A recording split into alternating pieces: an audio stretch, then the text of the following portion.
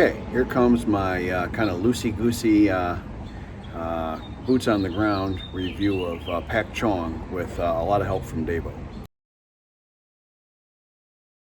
So far we're hitting a little bit of traffic here to get into more and see more of the city and stuff, so I'm going to include this in my review. Korat doesn't have this much traffic jams and such. It's a Saturday night.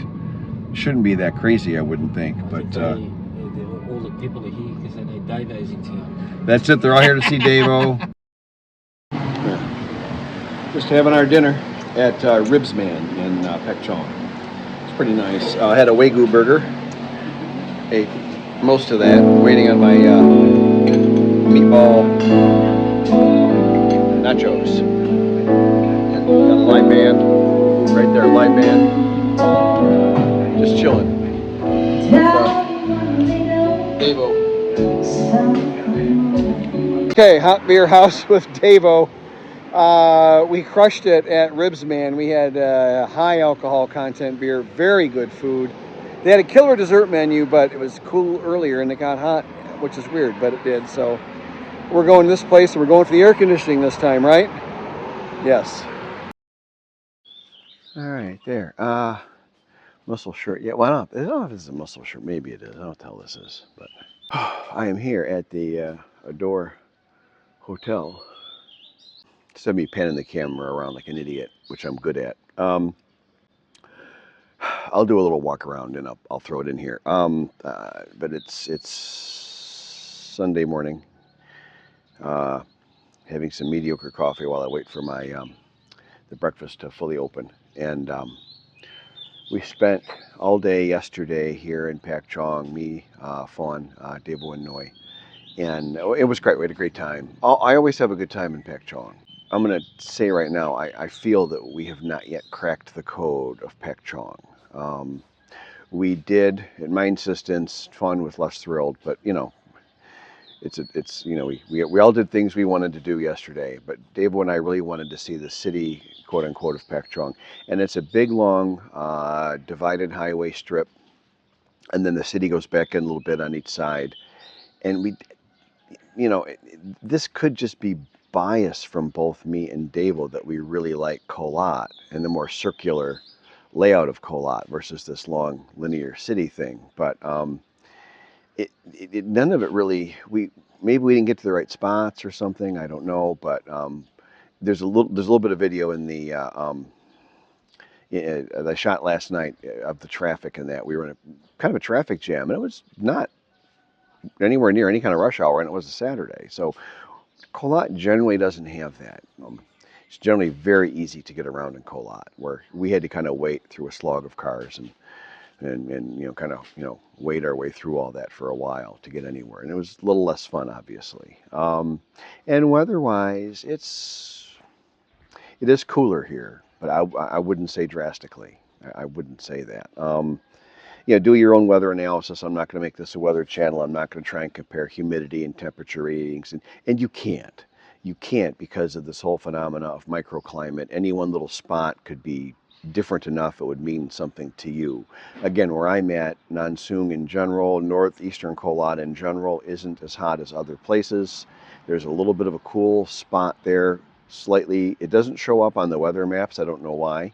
But the specific spot where I'm in, if I'm in our village, it's drastically noticeably cooler in that village. As soon as I get out on the small highway that connects Nansung to Nansung City, or connects my village specifically to Mitropop Highway, which you can look up, I'm instantly 10 degrees Celsius hotter.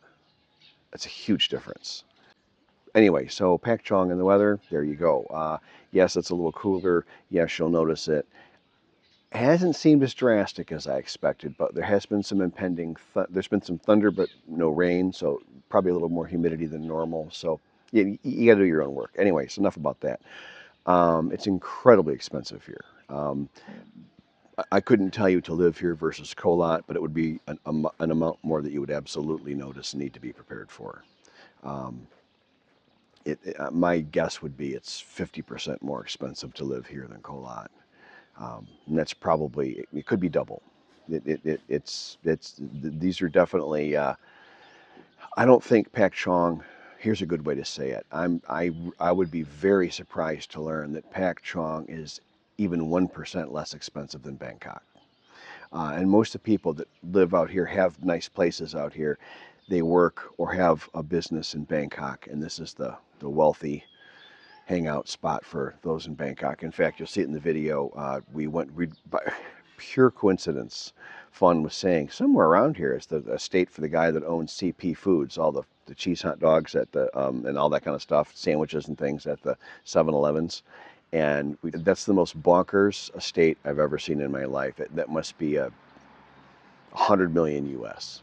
You know, I mean, I imagine to live in a poor country and your house is worth 100 million US. You're honking. You're beyond billionaire, I guess. I don't know what that is, but you're something. I feel like I'm using it appropriately. It's a fantastic place to visit.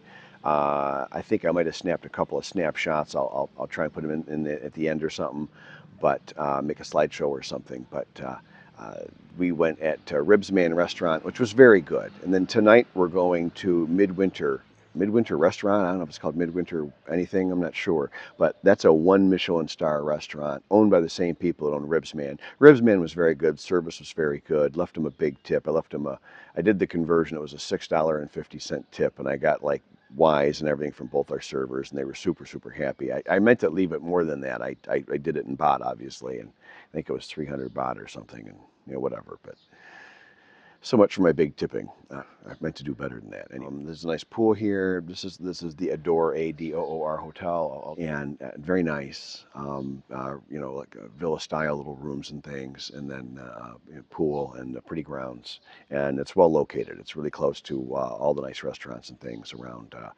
here. Oh, and then also last night we went to the Hop Beer Bar, Hop Beer Bar. I'll put it on the screen. And very good craft beer. We had this light fruity beer because we had a heavy 8.5% Belgian at Ribsman. So Davo was feeling a little wiped out, and you know what a lightweight I am. So we did that. But it was nice. It was a really nice light fruity summer warm weather kind of beer. It was enjoyable. My son loves that kind of stuff. He would have loved that. As a young guy, he's like those lighter, sweeter beers. Meant to stay up and have a whiskey and a cigar with Davo last night, but we were both wiped out. I think I was more wiped out than him, but we were both pretty tired. And I had a good nap. But anyway, so that's kind of my update for now. And checking out Pak Chong. Don't do tour videos anymore, as you guys notice. In fact, most of them I've deleted. If my content's not that relevant, kind of long term, I delete it to get it off the channel because I have borderline too many videos as it is. I mean, the channel's full size. It's 850 videos or so. So there's no need to fluff it up with stuff. If anything isn't something relevant, something to be learned, something you can get out of it, I'm pretty discriminating, I think. I'm pretty quick to delete them, and I got to go through and comb through again and probably get another 40 videos out, try and keep it down to 800 or so, That's maybe the goal. I used to have 1,500 videos, and the site was totally unnavigable. Nobody could get onto my channel and make sense of anything. It was way too big. So I'm careful with the playlists. I'm careful with the videos. I try to do my best. This is a lifestyle thing. You see me I'm hoping to encourage you and all that. But generally in every video, there's a lesson of like what makes a Thai woman eligible. Why is that bad for you? Why is that challenging for you? How important is language? Yeah, they're polite, but what does that really mean? I try to go through all that stuff, being respectful to everyone if that's even remotely possible. Anyways, that's it. Thanks a lot. I do appreciate everything. Thank you. And here I do a very funny impression of Fawn for Noy's benefit, and we all ended up laughing like crazy. Hello, Mark. Why?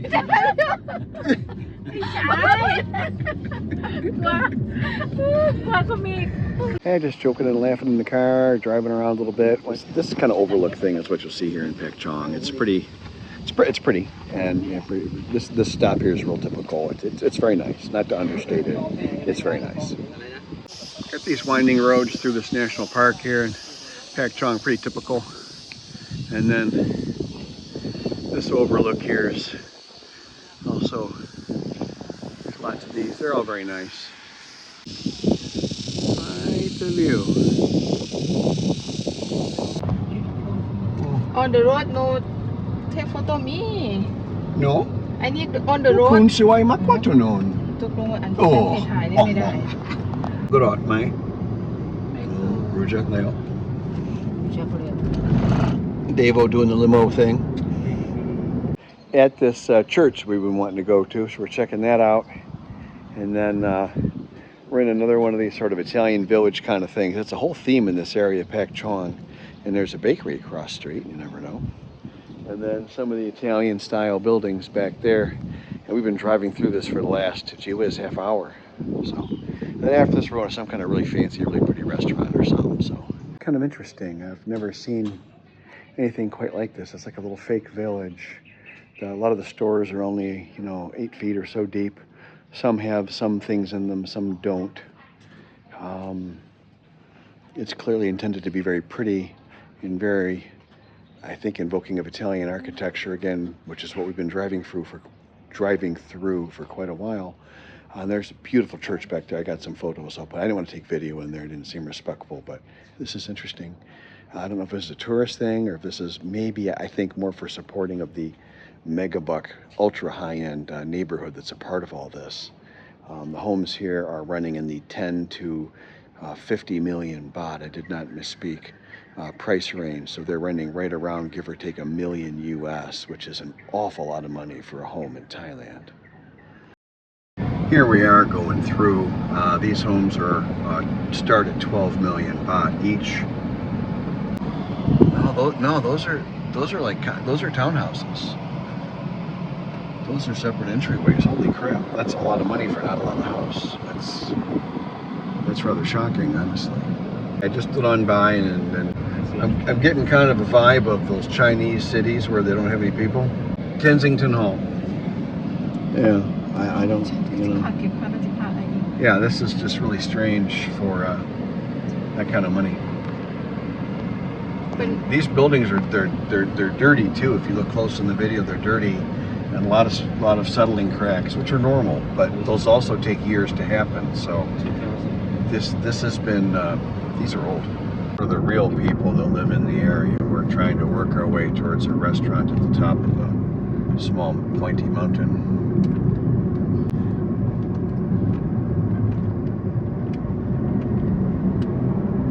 Road's actually in pretty good shape. These are the nicer houses here. Fewer of these. This is more what we've been seeing is stuff like that off there.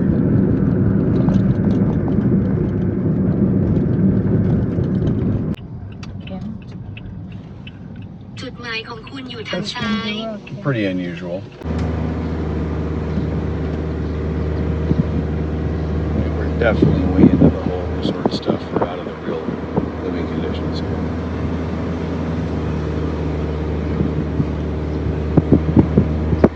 I think that's the restaurant we're going to right there.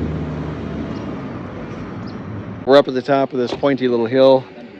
There is our dining destination. Looks pretty good. And Noi, Davo, and cute little tan-like channel. Not bad. Interesting.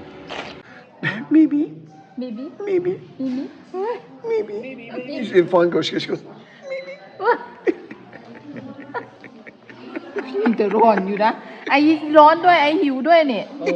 For everyone that says that Italian women just want money and stuff, there's Davo's wife, and there's Fawn, my fiance, and we're at a very expensive restaurant here, despite the fact there's a power outage, which is, we're having a good time anyways. The beer's still cold, so what do I care? And Davo and the ladies are laughing about this. Oh, pucha, dang ma. And but last night and this lunch, we're at pretty posh places here in Pak Chong. I mean, some of the top places in the whole area. These pretty high stuff, and they're refusing to order off their regular menu. They will not do it. And Fawn does this often with me, boy, often. And this is what you should be getting. Hang on, here's Noi. Here, okay, Noi. Oh, and Davo. You know, it's prettier when you're not in the, I hate to say that, Davo, but Noi put alai. Boom, boom, Rob, take me back to my room. Oh, we see. อาจารย์ Boom. How is Phong the, will say, the face he say? Eureka! How the You face make he your say? face, you see. oh Noi look Jing Jing see beat that Oh no. Noi will put a Noi. Phong will put a hands up in the air and go, Eureka! Go! Video for more sex jokes in Thai lowbrow. We're having a great time, as you can tell, and Davo and I are on our second beer, and then we're going to have coffee and dessert, which this makes no sense, but we're just going to do it. There's the restaurant we just ate at. Really pretty. It's going to go down as maybe the prettiest restaurant I've ever seen. And I like that little plateau there. It's a little bunch of trees on it. Now, in stark contrast to all this poshness that we've been immersing ourselves in here in Pak Chong, these are the real living conditions of the overwhelming majority of the Thais. You can see it's really a place of the haves and the have-nots, and literally we saw women on their little scooters and uniforms going home to places like this, leaving the restaurants that we were enjoying. Leaving Midwinter Palace, or whatever the hell it's called, with Davo. Hang on, you get him in the background. There's Davo. He's always with the women. You got to watch Davo. Anyways, I want to see the desserts. The desserts look pretty killer. And I wish I was staying for some of that, but we got a mosey. Okay, so it's kind of like a wrap up. What are you? We're just about done, Ron. We're gonna start working our way home. Stop at a couple of nice spots and all that, but we're mostly done. What's your impression of Pak Chong? What do you think? Absolutely love it. It's got a Mediterranean feel to it. Yeah, it does. Yeah. It does, yeah. It feels like you're in Tuscany. A lot of Italian themed, mile after mile of Italian themed villages, restaurants, everything. Yeah, that's true. Very, very rustic, a very rustic place. Yeah. Every turn, it's amazing what you see. It's just the scenery is incredible. Yeah, that's true. That's true. It's very pretty. The hotel where we're at, you've got a mountain in the background, and actually Davo and I are looking at a mountain as we film this. We're surrounded. It's really pretty. I would say the weather here is a little more comfortable than monsoon. It's still very, very humid. It's got a higher humidity, so we're about, I think, roughly 12 degrees centigrade cooler here, but it's noticeably more humidity. It is overall noticeable, like to a noticeable level more comfortable, but it isn't like shockingly like, oh my gosh, I was miserable back there and this is just awesome here. It's a couple notches more comfortable, and that's about all I would say. I love it. It is very nice. I could live here. Yeah, me too. Me too. But you are... It's too expensive. Crazy expensive. I'll put some notes in the video. Crazy. I mean, I was aware that there were properties this expensive, and there's some of this Chinese ghost town stuff going on too. There's some crazy. We toured one, and I'll put notes in there. 35 billion, 85 million Yeah. baht. Wow. Yeah, I mean, close to 100 million baht. That's just a crazy. I didn't really realize that there were places that expensive here, and that's really shocking. So many of them. Yeah, they're just chock-a-block left and right. You're tripping over them. Hard to imagine. Then the other thing is it's not really convenient to much, and we did go through the city, hit quite a bit more traffic than we would normally encounter in Korat. Now that was just one evening, so you can't be sure, but I got the impression that was normal. That was a Saturday night. Yeah, and it was a pretty heavy traffic. We don't have that in Korat very much. And then we didn't. I feel like I'm not confident that we cracked the code of Pak Chong City, but it didn't. We were not able to find anything that, wow, what a cool part of the city this is, how awesome this city is. We didn't, Davo and I Everything was both, outside the city. Yeah, we both preferred the city of Korat, didn't we? No, Yeah. So But now here- we could be biased. But here, once you're out of the main city, yes, the scenery and the places. And Yeah. have you got what's that place called? Porticino or something? It's like an Italian. Oh village. gosh, the Pandora. No, we didn't go to it, but we passed it. Oh, yeah. Porticini or something. Oh yeah, it had the Leaning Tower of Pisa Yeah, and all it's- that. it's like, Unbelievable. Maybe next time. A whole Italian, several. We passed Wait, 3 or 4 that's where full the- Italian villages. The Queen's sister or something stays here. The baby sister, the youngest sister of the king, she lives out there. That you're talking real, the ultimate high class there is in Thai culture. Yeah, that's you're at the top. There's so many different Italian style Yeah, villages. It's yeah, incredible. it was really something. So overall, I mean, obviously, you'd recommend it. You'd have to, if you're going to be here and you're going to look around, you got to check it out. It is incredibly expensive, and you'd be really shopping hard to find a piece of land or a home that you could refurb or something that wasn't crazy expensive. It probably does exist, but you'll be looking for a while. All right, cool. Hey, thanks, Dave, man. I appreciate it. No worries. All right, off we go.